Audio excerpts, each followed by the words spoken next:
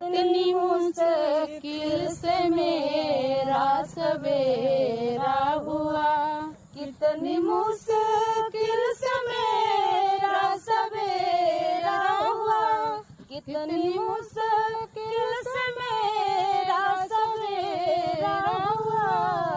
दिल ने चाहा जिसे वह न मेरा हुआ, दिल ने चाहा जिसे वह न मेरा हुआ।